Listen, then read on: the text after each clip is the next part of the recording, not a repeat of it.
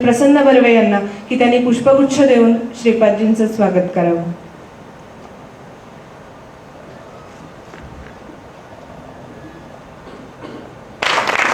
तसंच अन्य मान्यवरांचं पण त्यांनी पुष्पगुच्छ देऊन स्वागत करावं.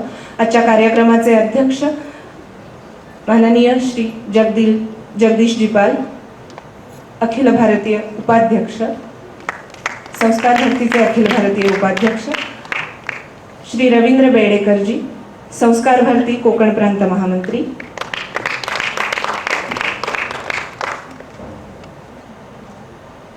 डॉक्टर सुरेशराव काजरेकर, अखिल भारतीय चित्रकला सहप्रमुख,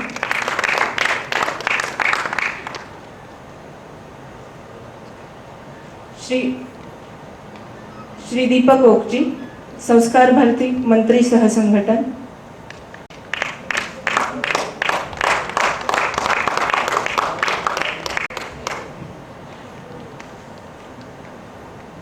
श्री श्रीकांत सरडेजी, संस्कार भारती कोकण प्रांत कार्यालय प्रमुख, श्री मुकुंदराव कुलकर्णी, संस्कार भारती मुंबई पूर्व विभाग प्रमुख, श्री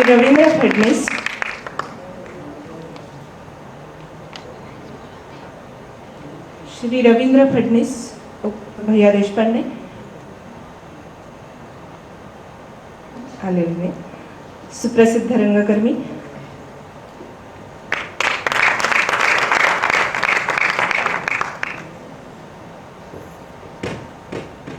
आजच्या कार्यक्रमाचे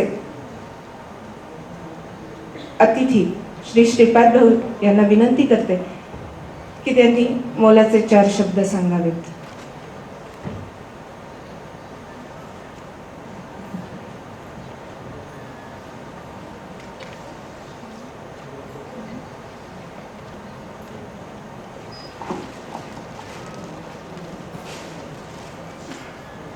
संस्कार भारती गोवा यांनी आयोजित केलेल्या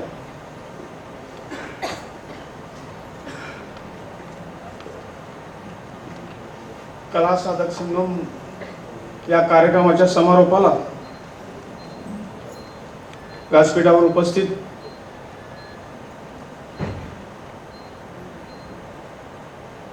कार्यक्रमाचे अध्यक्ष श्री जगदीशजी पाल, प्रांत मंत्री श्री रवींद्र बेडेकर, डॉक्टर सुरेशराव काजरेकर, श्री दीपक ओक, श्री श्रीकांत सरडे, माननीय मुकुंदराव कुलकर्णी, श्री रवींद्र फडणीस, श्री सुरेश गायधनीजी, माझे मित्र श्री देवीदास आमोणकर, व्यासपीठावर बसलेले सर्व अन्य मंडळी आणि या कार्यक्रमाला उपस्थित कलाप्रेमी, संस्कृतीप्रेमी बंधू आणि भगिनी, गेले 3 दिवस सतत तुम्ही या कार्यक्रमाला उपस्थित आहात. संस्कार भारतीचा मोठा कार्यक्रम गोव्याच्या कार्यकर्त्यांनी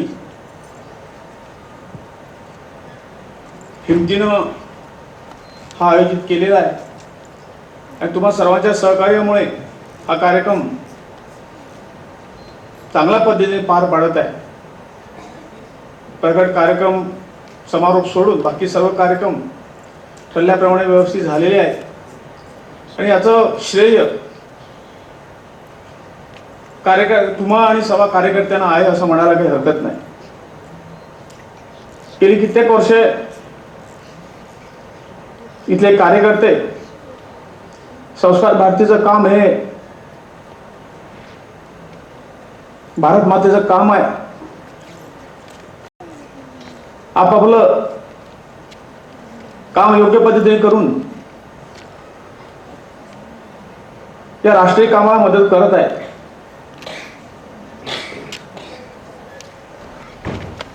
संस्काराशिवाय माणूस हा देशभक्त बनू शकत नाही. तो समाजाच्या कामाचा होऊ शकत नाही, ही धारणा आणि या प्रेरणेने सगळ्या जनतेला या कार्यक्रमात सामील करून घेऊन या राष्ट्रभक्तीच्या मार्गात सहभागी करून घ्यायचं काम अशा या कार्यक्रमामुळे होत आहे. भारताची संस्कृती ही पुरातन संस्कृती आहे, आपल्याला माहिती आहे,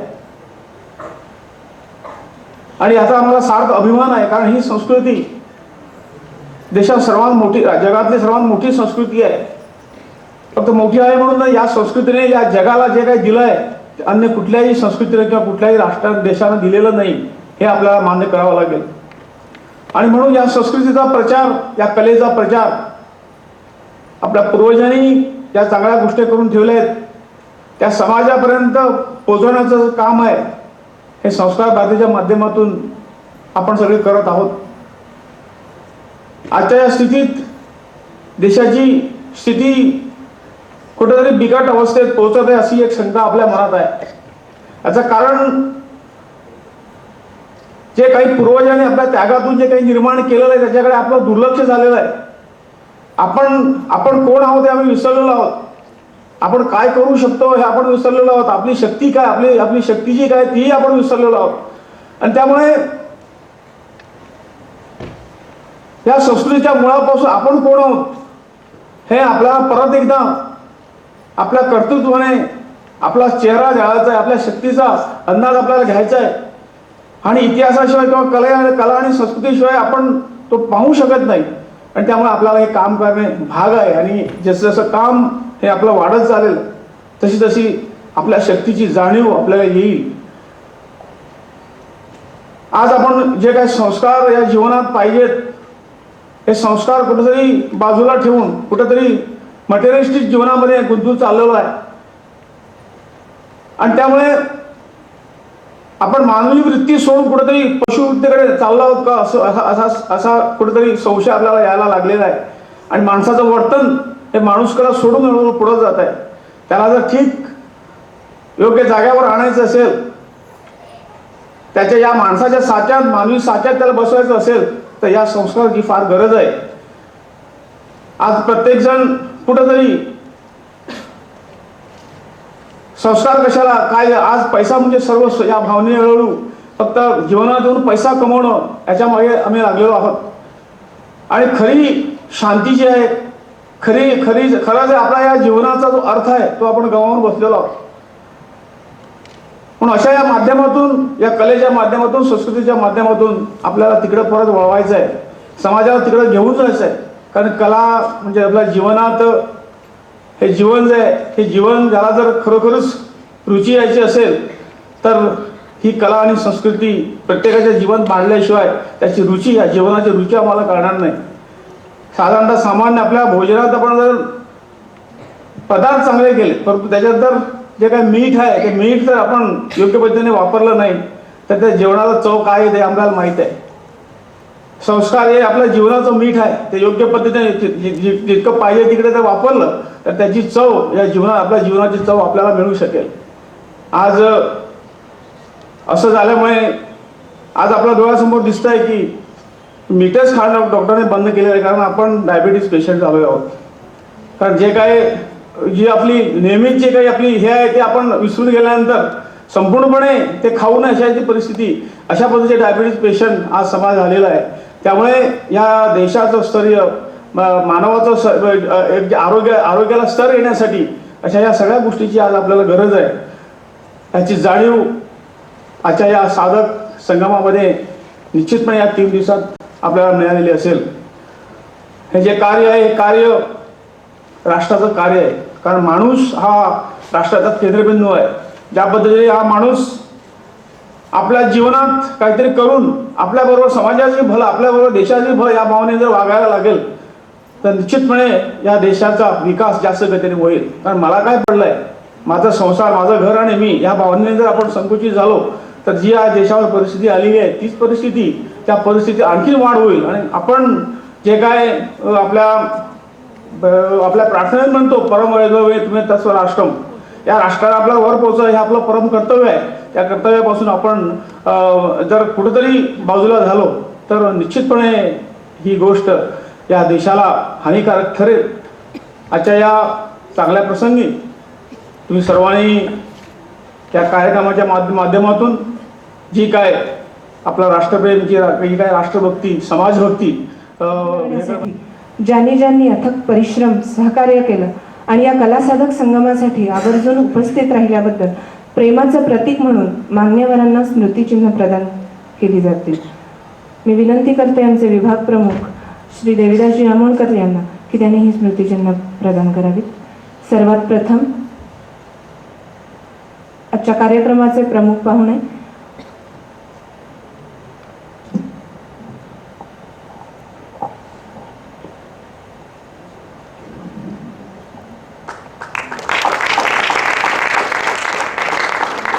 संस्कार भारतीचे अखिल भारतीय उपाध्यक्ष तसंच आजच्या कार्यक्रमाचे अध्यक्ष श्री जगदीशजी पाल,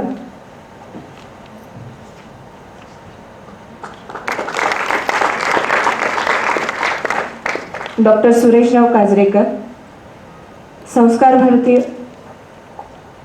भू अलंकरण प्रमुख, अखिल भारतीय सहज भू अलंकरण प्रमुख श्री सुरेश गायधनीजी, संस्कार भारती गोव्यात रुजवण्यासाठी प्रयत्न केलेले व त्यावेळी संपूर्ण महाराष्ट्र प्रांताचे संघटन मंत्री अशी जबाबदारी त्यांच्यावर होती श्री दीपक ओकजी, संस्कार भारती मंत्री सहसंघटन,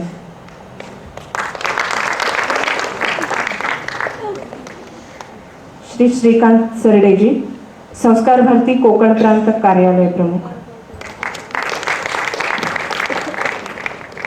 श्री मुकुंदराव कुलकर्णीजी, संस्कार भारती मुंबई पूर्व विभाग प्रमुख, श्री रवींद्र फडणीसजी, संस्कार भारती ठाणे विभाग प्रमुख,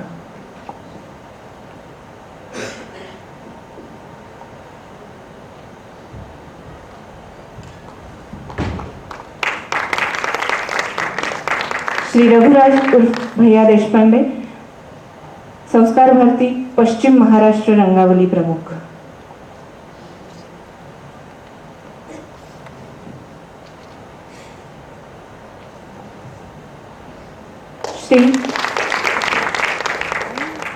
श्री शशिकांत नागेशकरजी,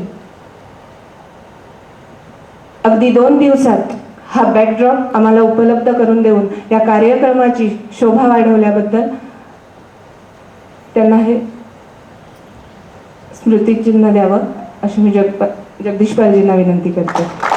श्री शशिकांत नागेशकरजी.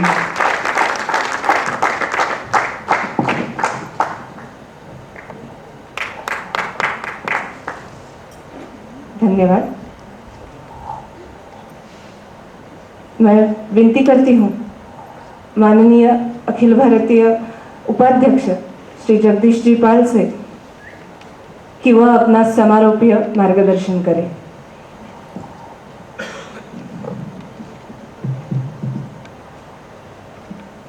मान्यवर नायक जी, व्यासपीठ पर विराजमान अधिकारी बंधु, कला साधक बंधु और बहनों,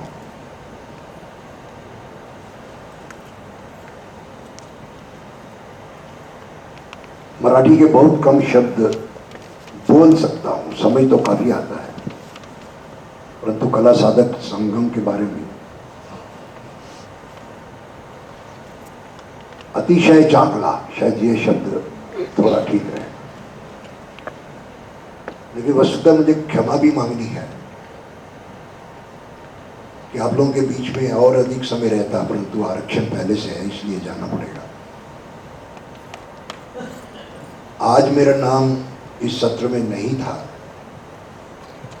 मैं स्वयं मार्गदर्शन प्राप्त करने के लिए आया था. श्रद्धेय राजदत्त जी जो तैयार कर रहा है, मुझे तो डॉक्टर हेडगेवार की ही स्मरण आता है. हम में से किसी को नहीं पता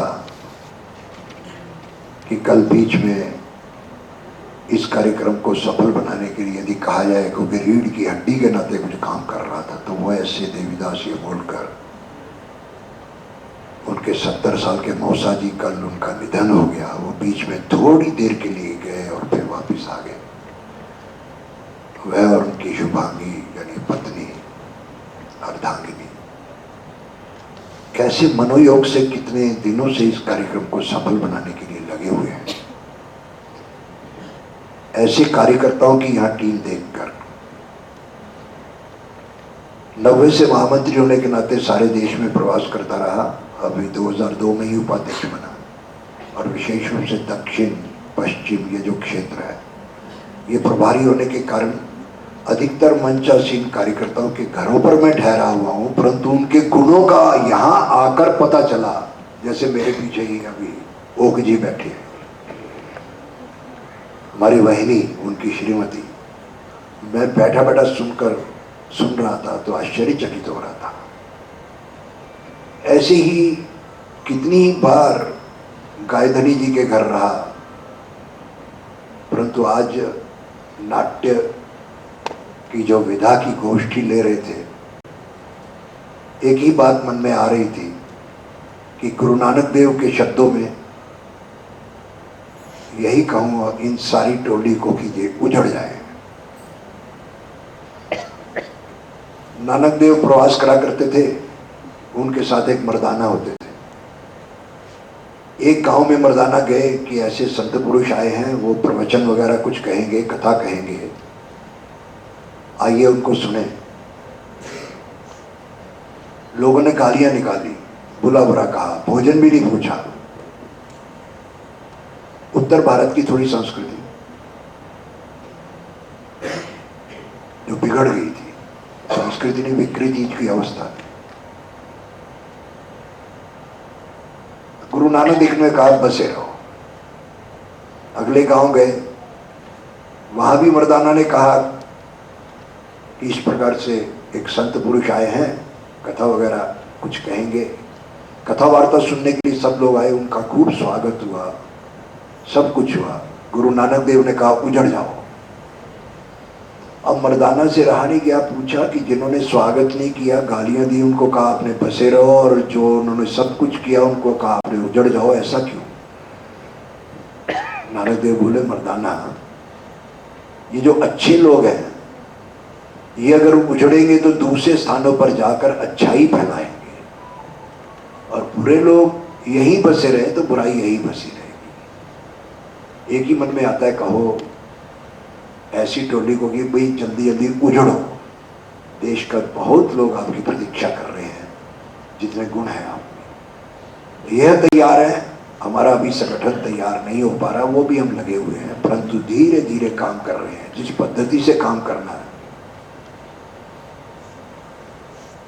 पहली बार जो मुझे बोलना था, अभी इसके पूर्व कल जो मैंने कहा, वो मैंने संस्कार भारती का दर्शन, फिलॉसफी बिहाइंड द ऑर्गेनाइजेशन, इसके बारे में कुछ चिंतन आपके सम्मुख रखा था। मैं जानता हूं कि हम सब कर रहे हैं, सब कुछ जानते हैं, परंतु बार बार कुछ बातों को दोहराना ही अच्छा रहता है।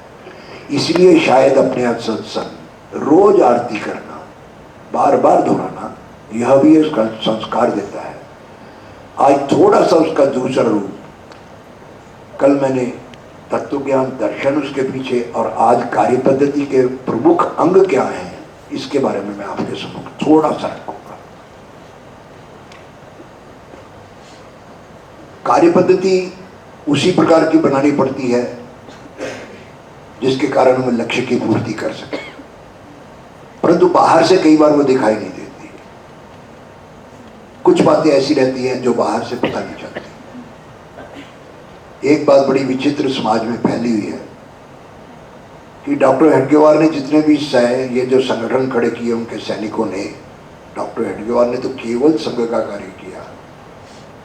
स्वयंसेवकों ने, यानी 1947 से कहा जाता था कि संघ क्या करेगा, संगठन करेगा। संगठन काहे के लिए? संगठन के लिए,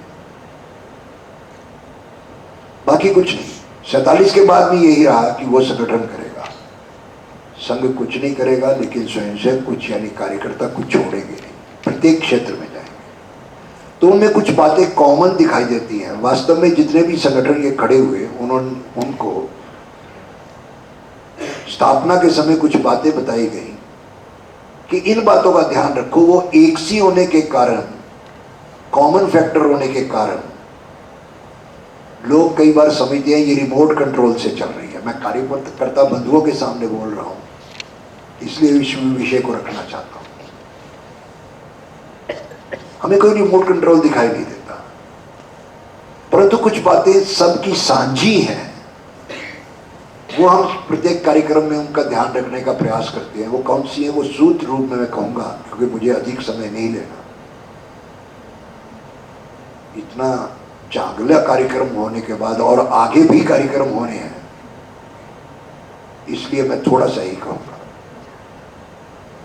एक तो सबसे कल्पना की जाती है, अपेक्षा की जाती है कि हमारी दृष्टि अखिल भारतीय रहेगी। आधार विविधता में एकता, यही हमारी पहचान है। कल भी मैंने बताया था, इस विषय पर निवेदन किया था। भारत यदि पहचाना जाता है तो इस स्वतंत्रता के कारण, मूलभूत स्वतंत्रता व्यक्ति को, व्यक्ति की भी विविधता में एकता है। सारा देश एक है, सब भाषाएं मेरी, सब महापुरुष मेरे,